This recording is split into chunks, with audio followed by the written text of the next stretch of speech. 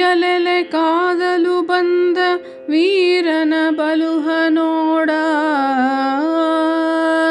ಶಿವ ಶಿವ ಬೆಂಬಳಿಯಲಟ್ಟುವ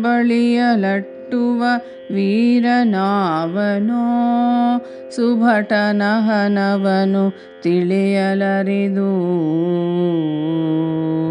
ಇವನಾವನೋ ವೆಗ್ಗಳೆಯನಹನು, ಆಕಾರದಲ್ಲಿ ನೆರೆ ಫಲುಗುಣನ ಹೋಲುವನು. ಎನುತ ಗಜ ಭಜಿಸಿತು ಅರಿಸೇನೆ.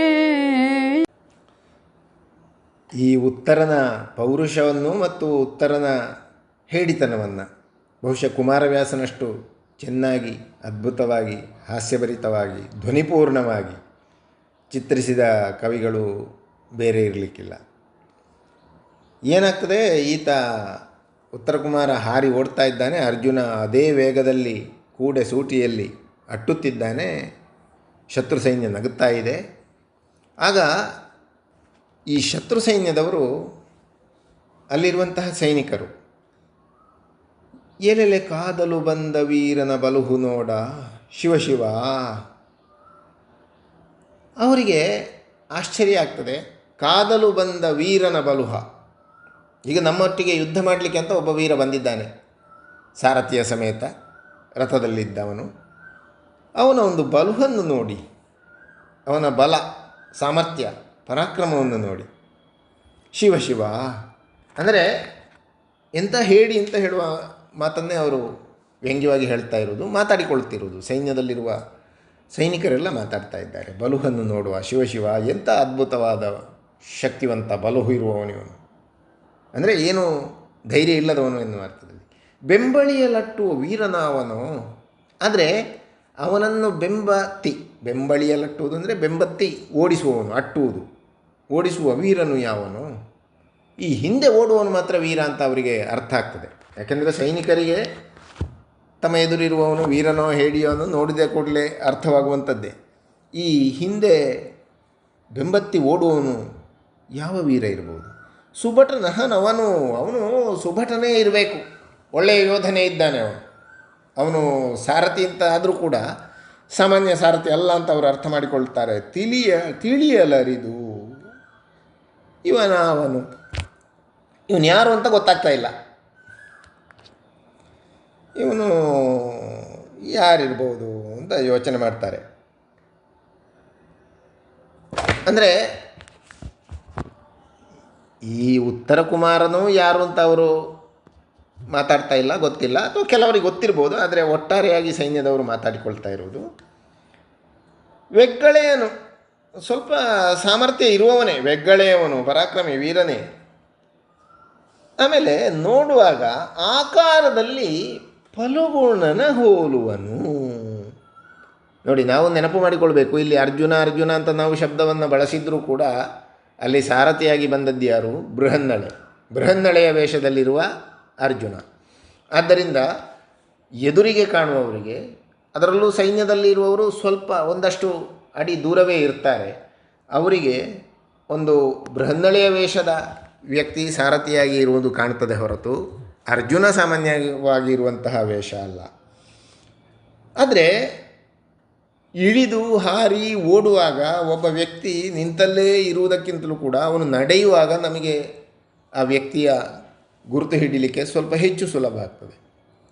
ನಮಗೆ ಕಣ್ಣು ಬಹಳ ಸೂಕ್ಷ್ಮ ಇಲ್ಲದಿದ್ದರೂ ಕೂಡ ಒಬ್ಬ ವ್ಯಕ್ತಿಯ ಚಲನೆ ನಮಗೆ ಆ ವ್ಯಕ್ತಿಯನ್ನು ಗುರುತು ಹಿಡಿಲಿಕ್ಕೆ ಮತ್ತಷ್ಟು ಸಹಾಯ ಮಾಡ್ತದೆ. ಹಾಗೆ ಇವನಿಗೆ ಓಡ್ತಾ ಇರುವಾಗ ಫಲುಗುಣನ ಹೋಲುವನು. ನೋಡಿ, ಈಗ ಎಲ್ಲ ಫಲ್ಗುಣನಾಗಲಿ ದುರ್ಯೋಧನನ ಕಡೆಯವರಾಗಲಿ ಎಲ್ಲ ಹಸ್ತಿನಾವತಿಯ ಸೈನಿಕರೇನಿದ್ದಾರೆ, ಅಥವಾ ದುರ್ಯೋಧನನ ಕಡೆಯಿಂದ ಬಂದಂತಹ ಕೆಲವೊಂದಷ್ಟು ವೀರರು ಯಾರಿದ್ದಾರೆ, ಅವರೆಲ್ಲರಿಗೂ ಕೂಡ ಸಾಮಾನ್ಯ ಸನ್ನಿವೇಶದಲ್ಲಿ ಅರ್ಜುನ, ಭೀಮ, ಧರ್ಮರಾಯ ಮೊದಲಾದವರೆಲ್ಲ ಗೊತ್ತಿರುವಂಥವರೇ. ಆ ಅರ್ಥದಲ್ಲಿ ಅವರಿಗೆ ಅರ್ಥ ಆಗ್ತದೆ, ಇದು ನೋಡುವಾಗ ಅರ್ಜುನನನ್ನು ಹೋಲುತ್ತಾ ಇದ್ದಾನೆ. ಎನ್ನುತ್ತ ಗಜ ಭರಿಸಿತು. ಅರಿಸೇನೆ ಅಂದರೆ ಶತ್ರು ಸೈನ್ಯ. ಯಾರ ಶತ್ರು ಸೈನ್ಯ? ಉತ್ತರ ಕುಮಾರನ ಶತ್ರು ಸೈನ್ಯ. ಬೃಹನ್ನಳೆಯ ಶತ್ರು ಸೈನ್ಯ ಅದು ಗಜಬಜಿಸಿತು. ಗಜಬಜ ಗಜಬಜ ಮಾತಾಡ್ತಾ ಇದ್ದಾರೆ, ಅಥವಾ ಅವರು ಮಾತಾಡೋದು ಗಜಬಜ ಗುಜು ಗುಜು ಕೇಳ್ತಾ ಇತ್ತು. ಏನು ಮಾತಾಡಿಕೊಳ್ತಾ ಇದ್ರು ಅಂದರೆ ಇಷ್ಟೇ, ಬಹಳ ಸರಳವಾದ ವಿಷಯ. ಯಾರಿವನು ಹಾರಿ ಓಡ್ತಾ ಇರುವವನು ಹೆದರಿ, ಅವನನ್ನು ಓಡಿಸುತ್ತಿರುವವನು ಯಾರೋ ವೀರ ಇರಬೇಕು. ನೋಡುವಾಗ ಅರ್ಜುನನ ಹಾಗೆ ಕಾಣುತ್ತಾ ಇದ್ದಾನೆ. ಈತ ಸಾರಥಿ ಅಳವಿಯಲಿ ಮಿಗುವಾತನು ಉತ್ತರನು, ಅರ್ಜುನಂಗೆ ಈ ಸೂತತನವೆತ್ತಲು ನಪುಂಸಕವೇಷ ವೀಕ್ಷಿಸಲು. ಈತನರ್ಜುನನಾಗಲಿ ಆ ಪುರುಹೂತನಾಗಲಿ,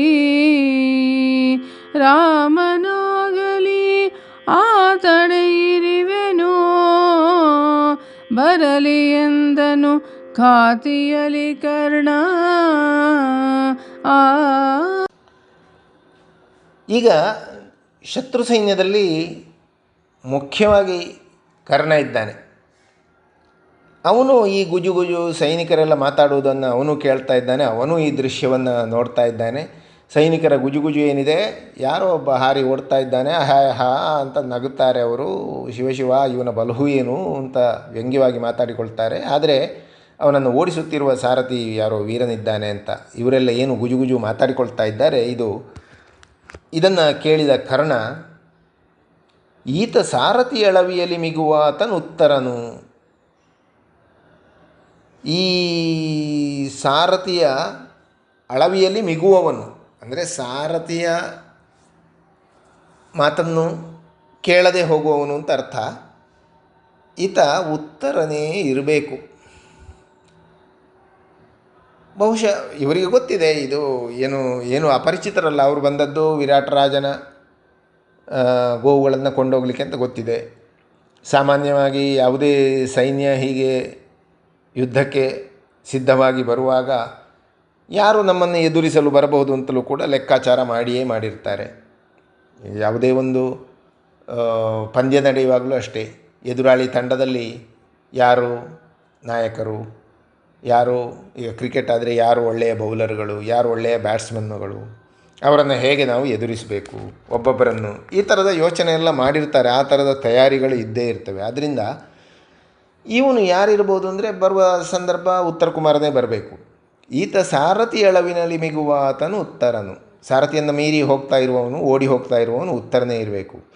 ಆದರೆ ಈಗ ಓಡಿಸುವವನು ಅರ್ಜುನನಾಗಿ ಕಾಣ್ತಾ ಇದ್ದಾನೆ ಅಂತ ನಮ್ಮವರೆಲ್ಲ ಮಾತಾಡಿಕೊಳ್ತಾ ಇದ್ದಾರಲ್ಲ. ಅರ್ಜುನನಿಗೆ ಈ ಸೂತತನವೆತ್ತಲು, ಅರ್ಜುನನಿಗೆ ಈ ಸಾರಥಿತನ, ಸೂತ ಜಾತಿಯವರಿಗೆ, ಸೂತವರ್ಣದವರಿಗೆ ಸಾರಥಿತನ ಎನ್ನುವುದು ಒಂದು ವೃತ್ತಿ. ಅದರಿಂದ ಸೂತತನ ಅಂದರೆ ಸಾರಥಿತನ ಅಂತಲೂ ಅರ್ಥ, ರಥವನ್ನು ಓಡಿಸುವ ವೃತ್ತಿ ಮಾಡುವವರು ಅಂತ. ಅರ್ಜುನನಿಗೆ ಈ ವೃತ್ತಿ ಬರಲಿಕ್ಕೆ ಹೇಗೆ ಸಾಧ್ಯ? ಅಷ್ಟೇ ಅಲ್ಲ, ನಪುಂಸಕ ವೇಷ ವೀಕ್ಷಿಸಲು, ವೀಕ್ಷಿಸುವಾಗ ಇವನದು ನಪುಂಸಕ ವೇಷ.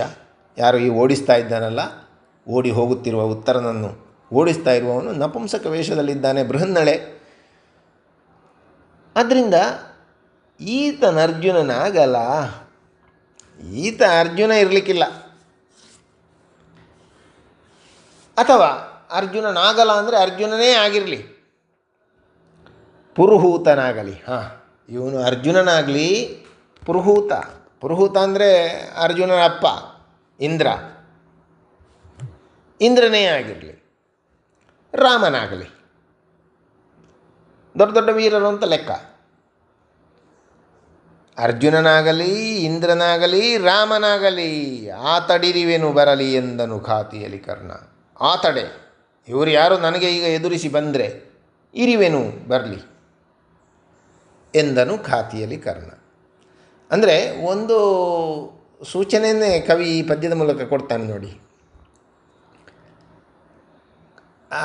ಯಾರೀಗ ಸಾರಥಿಯಾಗಿ ಓಡಿಸ್ತಾ ಇದ್ದಾನೋ ಅವನೇ ಯುದ್ಧಕ್ಕೆ ಬರುವ ಸಾಧ್ಯತೆ ಇದೆ ಎನ್ನುವ ಒಂದು ಸೂಚನೆಯೂ ಧ್ವನಿಯೂ ಇಲ್ಲಿ ಹೊರಡ್ತದೆ. ಯಾರೇ ಬರಲಿ ಯುದ್ಧಕ್ಕೆ ಅಂತ ಹೇಳುವಾಗ, ಸಾಮಾನ್ಯ ಸನ್ನಿವೇಶದಲ್ಲಿ ನಾವು ಇದನ್ನು ಯುದ್ಧದಲ್ಲಿ ಊಹಿಸಲಿಕ್ಕೆ ಸಾಧ್ಯ ಇಲ್ಲ. ಆದರೆ ಇಲ್ಲಿ ವಿಶೇಷ ಸಂದರ್ಭ ಅನ್ನೋದನ್ನು ಕವಿ ಮತ್ತೊಮ್ಮೆ ನಮಗೆ ಸೂಚಿಸುವ ಹಾಗೆ ಕರ್ಣನ ಮಾತಿನ ಮೂಲಕ ಅದನ್ನು ವ್ಯಕ್ತ ಮಾಡ್ತಾನೆ. ಯಾರೇ ಬರಲಿ ಅಂದರೆ ಇವನು ಸಾರಥಿಯೇ ಯುದ್ಧ ಮಾಡುವ ಸಂಭವ ಇದೆ ಅಂತ ಅನ್ನೋದು ಅವನಿಗೆ ಅರ್ಥ ಆಗ್ತದೆ ಅಂತ ಕರ್ಣನಿಗೆ. ಹೀಗೆ ಈ ಇಡೀ ಸನ್ನಿವೇಶದಲ್ಲಿ ನಮಗೆ ಉತ್ತರನ ಹೇಡಿತನ ಅಂತೂ ಎದ್ದು ಕಾಣ್ತದೆ. ಅದನ್ನು ಕವಿ ಬಹಳ ಅದ್ಭುತವಾದ ಧ್ವನಿಪೂರ್ಣವಾದ ಮಾತುಗಳಲ್ಲಿ ಪ್ರಸ್ತುತಪಡಿಸ್ತಾ ಇದ್ದಾನೆ.